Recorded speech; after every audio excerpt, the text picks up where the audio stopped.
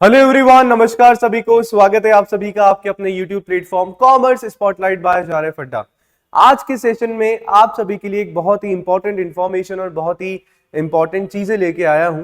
अगर आप भी यूजीसी नेट जून 2025 एग्जामिनेशन की प्रिपरेशन कर रहे हैं और आपका भी मैनेजमेंट पेपर 2 है और आपका भी सपना है कि इस बार जून 2025 में मैनेजमेंट से मुझे जो है JRF लेना है, तो ये सेशन डेफिनेटली आप सभी के लिए जो है बहुत ही informative and informational and important जो है कहीं ना कहीं होने वाला है। क्यों सर? क्योंकि आज के सेशन में हम लोग जानने वाले हैं कि जब हम प्रिपरेशन कर रहे हैं तो बहुत सारे एस्पिरेंट्स ऐसे होते हैं, उनको कंफ्यूजन होता है कि सर कौन कौन सा रिसोर्सेज जो है हम लोग यूज ले सो दैट ऑथेंटिक नॉलेज जो है हम लोग गेन कर पाए, कौन कौन से बुक्स जो है हमें पढ़नी चाहिए, कौन सी नहीं पढ़नी चाहिए। तो आज का सेशन आप सभी के लिए इसी पे है। मैं आप सभी को बताने वाला हूं कि कौन कौन सी हमारी यूनिट वाइज जो है बेस्ट बुक्स हो सकती हैं for UGC net management paper 2 and किस तरीके से हमें हमारी इस प्रिपरेशन को जो है आगे लेके जाना है। बट ये उससे पहले बोलना चाहूंगा, चैनल पे पहली बार आए हैं एंड फर्स्ट टाइम मुझे देख रहे हैं, तो मेरा नाम है योगेश और मैं आप सभी के लिए लेके आता हूं आपके अपने channel commerce spotlight by JRF Adda पे पेपर 2 मैनेजमेंट की क्लास, जहां पे मैनेजमेंट की प्रिपरेशन हम लोग जून 2025 एग्जामिनेशन के लिए ऑलरेडी कर रहे हैं। तो अगर चैनल को सब्सक्राइब नहीं किया है तो चैनल को प्लीज जाके सभी सब्सक्राइब करेंगे। चलिए तो शुरू करते हैं without wasting any single minute आज के हमारे सेशन को। देखो, यूनिट वाइज हम लोग जानने वाले हैं हमारे बुक्स एंड सब कुछ। अगर मैं सबसे पहले का इस बात करूं यूनिट नंबर 1 की, तो यूनिट नंबर 1 में जैसे मैंने सिलेबस को आप सभी के लिए डिकोड किया था पहले भी, तो हमारा जो यूनिट नंबर 1 है ना, 3 पार्ट में डिवाइडेड है। अगर मैं पार्ट 1 की बात करूं तो हमारा टोटल जो है पूरा का पूरा मैनेजमेंट होता है, जहां पे कोर मैनेजमेंट हम लोग पढ़ते हैं। देन हमारा जो पार्ट 2 होता है जिसमें हमारा मैनेजरियल इकोनॉमिक्स होता है, ठीक है। एंड इसके बाद जो है पार्ट 3 हमारा यहाँ पे आ जाता है, जहां पे हम लोग business ethics, CSR, corporate governance, ठीक है, value based organisational ethical issues and dilemma, इसकी हम लोग बात करते हैं। तो यानी कि यूनिट 1 आपकी 3 पार्ट में जो है कहीं ना कहीं डिवाइडेड है। और इन तीनों पार्ट के लिए अगर मैं आप सभी को बुक बताऊं, तो अगर मैं अपन पार्ट 1 की बात करें तो यानी कि मैनेजमेंट प्रिंसिपल्स एंड एप्लीकेशंस अगर आपको देखना है तो आप सभी के लिए सर बेस्ट बुक होने वाली है TN छाबरा एंड मोनिका छाबरा की सर मैनेजमेंट की बुक है। तो बिल्कुल आप सभी जो है इसको ले सकते हैं, इसको पढ़ सकते हैं। काफी अच्छा जो है ऑथेंटिक जो है कहीं ना कहीं आप सभी को यहाँ पे आप सभी के लिए बहुत सिंपल लैंग्वेज में कहीं ना कहीं जो है बुक लिखी गई है। अगर वही हमारा जो सेकंड पार्ट होता है मैनेजरियल इकोनॉमिक्स, तो सेम हमारी बुक है मैनेजरियल इकोनॉमिक्स एमकॉम और MBA में जो चलती है सेमेस्टर 1 की, TR जैन की आप लोग बुक्स जो है ले सकते हैं सिंपल लैंग्वेज में। ये VK और TR जैन की तो सर हम क्लास 11 से पढ़ते हुए आ रहे हैं इकोनॉमिक्स की बुक, ठीक है। तो वही मैनेजरियल इकोनॉमिक्स की भी एमकॉम वाली आप बुक जो है ले सकते हैं।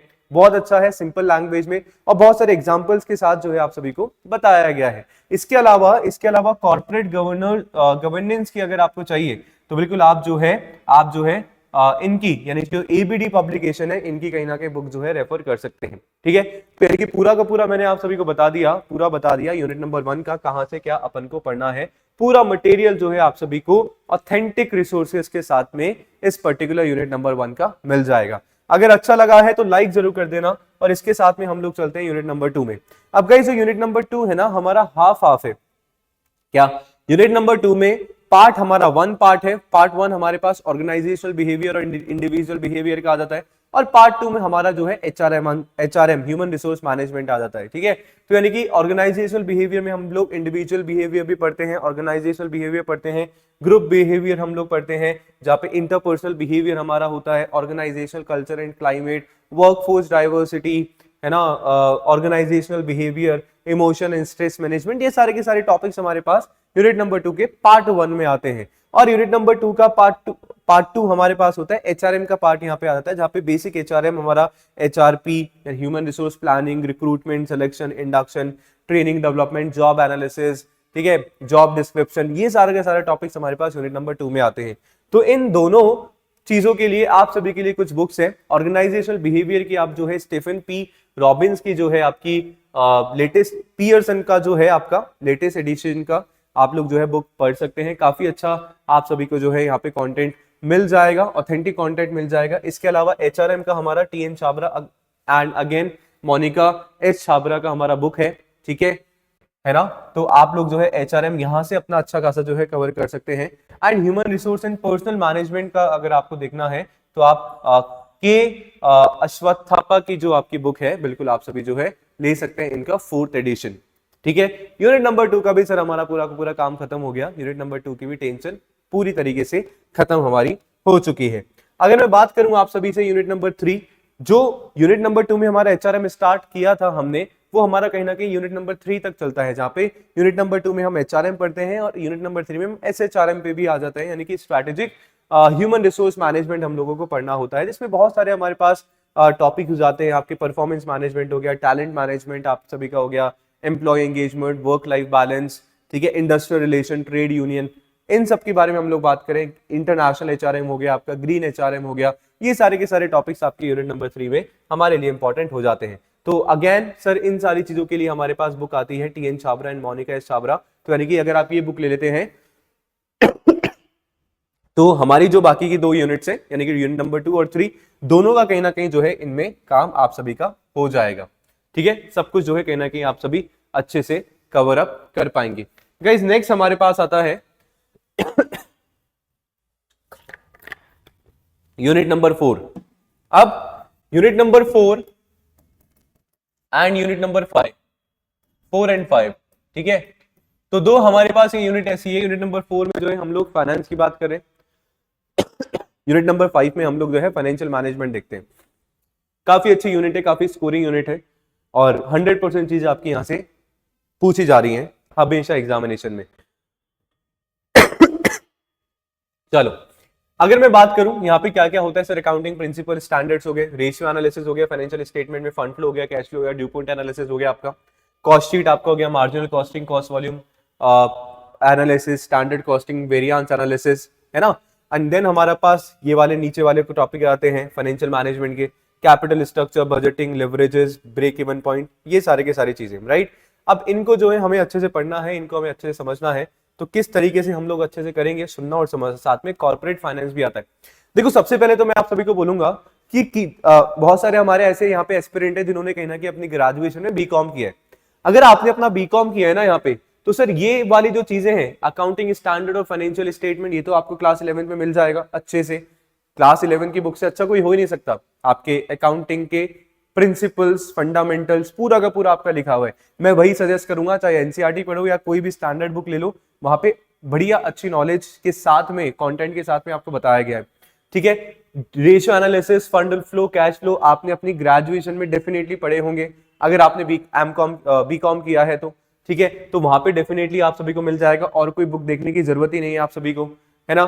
सेम बीकॉम में कॉस्टिंग हमारी होती है, तो उसमें कॉस्ट शीट हम लोग पढ़ते हैं, मार्जिनल कॉस्टिंग हम लोग पढ़ते हैं, स्टैंडर्ड कॉस्टिंग हम लोग पढ़ते हैं, है ना। पीवी हम लोग प्रॉफिट वॉल्यूम एनालिसिस जो हम लोग करते हैं, स्टैंडर्ड कॉस्टिंग आपका हो गया था, वेरिएंस एनालिसिस हम लोग स्टैंडर्ड कॉस्टिंग में पढ़ते हैं।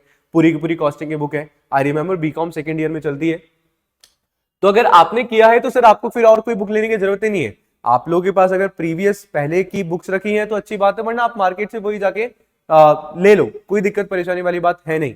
ठीक है, सही बात है। इसके अलावा बाकी की जो चीजें हैं, जैसे हमारा जीरो बेस्ड बजटिंग हो गया, cost of capital, source of finance, operating finance, आपका लिवरेज, है ना, कंबाइंड लिवरेज, सारे के सारे के लिए आप सभी के लिए फिर मैं एक स्टैंडर्ड बुक जो है बता देता हूं। जैसे फाइनेंशियल अकाउंटिंग के लिए आप लोग ले सकते हैं, वीके गोयल एंड रुचि गोयल की बुक है, ठीक है, 4th एडिशन इसका। इसके अलावा financial cost and management accounting के लिए आप लोग जो है इस वाली बुक पे जा सकते हैं। और अगर फाइनेंशियल मैनेजमेंट की एक और आप लोग बुक ले सकते हैं, which is I M Pandey. ठीक है, सही बात है। इसके अलावा कॉर्पोरेट फाइनेंस के लिए भी सर हमारे पास बुक है, रोज वाटर वेस्टरफील्ड जॉर्डन की हमारे बुक है कॉर्पोरेट फाइनेंस की। बिल्कुल आप सभी जो है यहाँ पे जाके यूनिट नंबर 5 के लिए अच्छी तरीके से अपना रिसर्च करके बढ़िया तरीके से बुक ले सकते हैं। तो गाइस मैंने 5 यूनिट का जो है आप सभी को बुक्स बता दिया है। आई होप सेशन आप सभी को पसंद आ रहा होगा। लाइक एंड सब्सक्राइब जो है बन जाना चाहिए। इसके अलावा ऑलरेडी जो है पेड क्लासेस आप सभी की चल रही हैं। तो सर ये तो हमारे पास रिसोर्सेज हैं। इसके अलावा एक आप सभी को एक जगह पे अगर रिसोर्सेज चाहिए तो ऑलरेडी जो है मैं मेरे पेड बैच में करवा रहा हूँ। जारा फटा एप्लीकेशन डाउनलोड करके या वेबसाइट के थ्रू या सपोर्ट पे कॉल करके आप सभी जो है, नंबर जो है गिवन है कमेंट सेक्शन में पिन है, तो वहां पे जाके आप सभी जो है कांटेक्ट कर सकते हैं। चलिए यूनिट नंबर 6 की हम लोग बात करें, जहां पे हम स्ट्रैटेजिक मैनेजमेंट और मार्केटिंग मैनेजमेंट की बात कर रहे हैं। ठीक है, तो उनके लिए जो है हमारे पास जो है अजहर काजमी और अडेला काजमी की हमारे पास बुक आती है स्ट्रैटेजिक मैनेजमेंट के लिए। और मार्केटिंग मैनेजमेंट के लिए सर हमारे पास जो है फिलिप कोटलर की बुक है बिल्कुल जाके आप लोग जो है वहां पे ले सकते हैं। अच्छा, ये सारी के सारी बुक जो है गाइस आप सभी के लिए ऑनलाइन भी अवेलेबल है, तो अगर आप ऑनलाइन अमेजन फ्लिपकार्ट पे जाएंगे, नेम टाइप करेंगे तो आपको डेफिनेटली बुक्स जो है मिल जाएंगी। ठीक है, सही बात है। सेम यूनिट नंबर 6 एंड 7 के लिए बता रहा हूं क्योंकि 6 एंड 7 हमारा वही मार्केटिंग वाला आता है, तो कंप्लीट जो है आप सभी को यहाँ पे मिल जाएगा। नेक्स्ट गाइस हमारे पास आता है यूनिट नंबर 8, जहां पे हमारे पास यूनिट नंबर 8 में जो है आपका रिसर्च आता है, आपके पास स्टैटिस्टिक्स आता है, आपके पास जो है थोड़ा सा ऑपरेशनल मैनेजमेंट आता है। तो इन सब के लिए जो है यूनिट नंबर 8 अपने आप में एक बहुत इंपॉर्टेंट है, क्योंकि स्टार्ट जो है स्टार्टिंग से मुझे लगता है बहुत सारे स्टूडेंट्स का वीक होता है, तो उसके लिए प्रॉपर डीप नॉलेज चाहिए एंड उसको समझने के लिए चाहिए, क्योंकि स्टार्ट से अगर बेसिक भी क्वेश्चन आता है तो भी हमें कंफ्यूजन हो जाती है। और वो कंफ्यूजन क्यों होती है? बिकॉज कंसेप्ट हमारे क्लियर नहीं होते, है ना। तो अगर कॉन्सेप्ट आपको क्लियर करना है तो बिल्कुल रूट लेवल पे जाके, बेसिक लेवल पे जाके गाइस आप सभी को पढ़ना पड़ेगा। तो बुक है आप सभी के लिए रिसर्च मैथोडोलॉजीज की, मेथड्स एंड टेक्निक्स है, सेकंड रिवाइज एडिशन है आप सभी का, है ना। सीआर कोठारी की बुक जो है आप लोग ले सकते हैं। इसके अलावा business stats and operational research आप सभी का है, आपके फॉर बी.कॉम, एम मद्रास और इनके लिए यूनिवर्सिटीज के लिए है, तो डॉक्टर पी.आर. विट्ठल की आप सभी बुक ले सकते हैं। और एक और मैं आप सभी को एडवाइस करना चाहूंगा, अगर रिसर्च आप सभी ने अपने अगेन मैं बोलूंगा बीकॉम जैसे मैंने करी, तो सर मैंने तो बीकॉम में करा था, पूरा का पूरा रिसर्च फर्स्ट ईयर में आ गया था, ठीक है, जहां पे अच्छे से चीजें हम लोगों ने ऑलरेडी सीख ली थी। तो अगर आपने अगर किसी ने बीबीए किया है तो आई थिंक उसमें नहीं पढ़ा होगा, पर अगर मान लो पढ़ा है तो जो आपने अपनी ग्रेजुएशन पोस्ट ग्रेजुएशन में पढ़ा है ना, और जिन बुक से आपने पढ़ा था, मैं बोल रहा हूँ भैया उन्हीं बुक्स को उठा लो और वहीं पे जो है पढ़ना शुरू कर दो, क्योंकि कहीं ना कहीं वो लैंग्वेज से आप सभी जो है यूज टू हैं उस पर्टिकुलर बुक की लैंग्वेज से, और अच्छे से समझ में आ जाएगा जब उस पर्टिकुलर चीज को आप सेकंड और थर्ड टाइम पढ़ रहे होंगे। ठीक है, तो ये मेरा पर्सनल एडवाइस है, बाकी आप सभी जो है इन बुक्स पे भी जा तो सकते ही हैं। ठीक है, नेक्स्ट हमारा इसमें operation production and operation management है, तो ये वाली बुक भी जो है आप बिल्कुल ले सकते हैं फॉर योर यूनिट नंबर 8। सही बात है। नेक्स्ट हम लोग आ रहे हैं गाइस यूनिट नंबर 9 पे, जहां पे हम इंटरनेशनल बिजनेस की बात कर रहे हैं। तो इंटरनेशनल बिजनेस में जो है वीके भल्ला की हमारे पास एक बुक है एंड एक हमारे पास डॉक्टर सीबी गुप्ता की बुक है।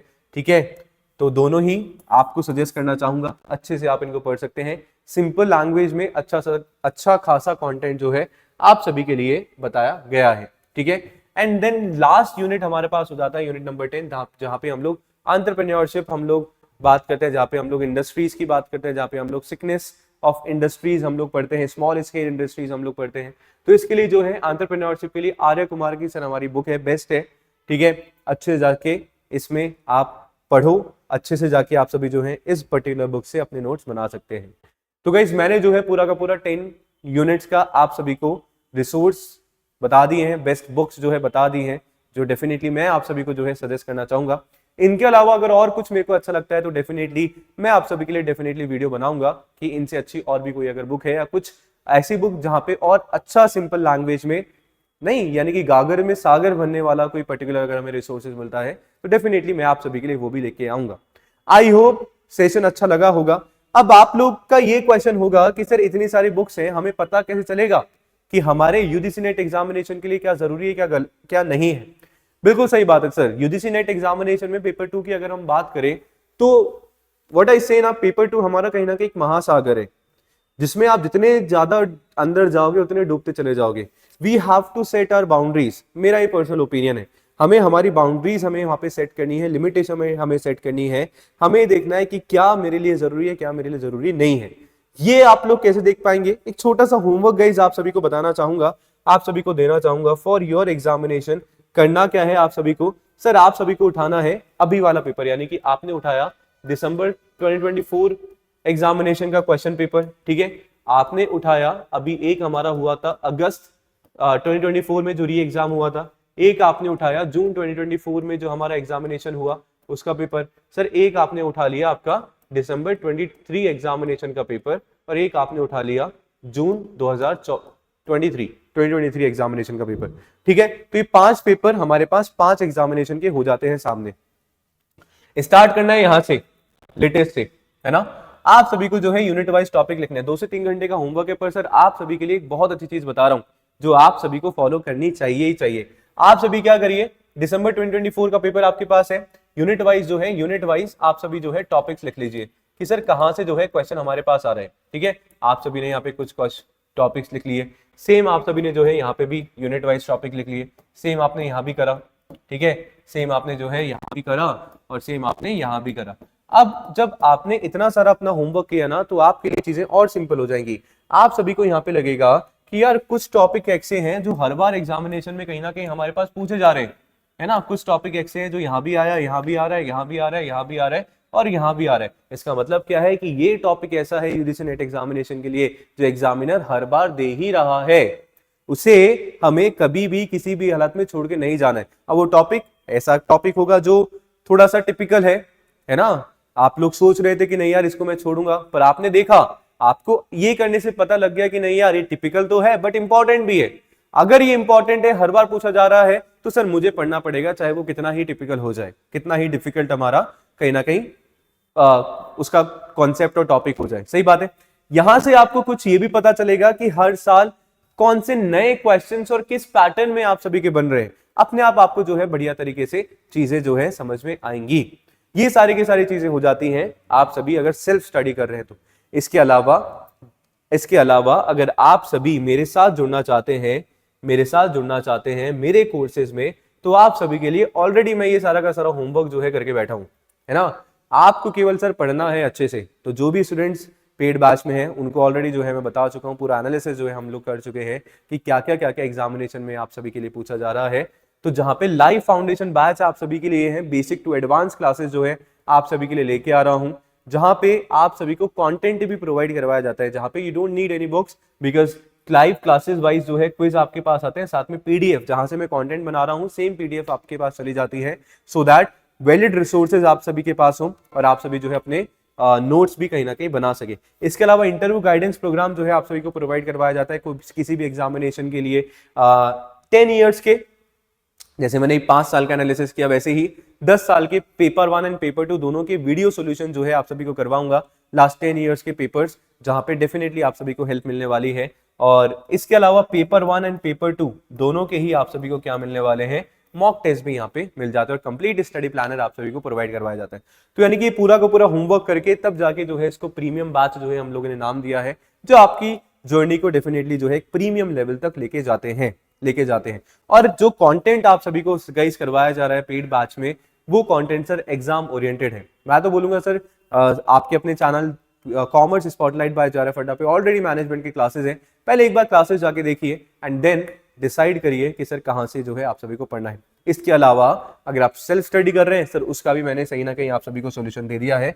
तो आप सभी जो है जाके आज सबसे पहले अपना ये एनालिसिस करेंगे अगर सीरियसली आपको एग्जाम ओरिएंटेड पढ़ना है तो, वरना सर हमारे पास पढ़ने को बहुत कुछ है। वरना तो सर क्लास 11 से हमने हमारी पोस्ट ग्रेजुएशन तक जो भी किया है वो कुछ भी एग्जामिनेशन में आ सकता है ना। फिर हम जो है उसमें लिमिट नहीं सेट कर पाएंगे, और जिस दिन आपने लिमिट सेट नहीं करी आप सर चलते ही चले जाओगे पर नहीं पता लगेगा कि रुकना कहाँ पे। तो पहले वो रुकना अपन को आना चाहिए, यही आप सभी का जो है यूजीसी नेट एग्जामिनेशन बोलता है। आई होप सेशन आप सभी के लिए फ्रूटफुल रहा होगा। अच्छा लगा तो लाइक जरूर करिएगा, कमेंट करके जरूर बताइएगा। कुछ भी डाउट अगर होता है तो भी आप सभी जो है कमेंट करके पूछ सकते हैं। मिलते हैं नेक्स्ट क्लास में, तब तक के लिए बने रहिए कॉमर्स स्पॉटलाइट बाय जारा फड्डा के साथ। Thank you so much, subscribe the channel. धन्यवाद।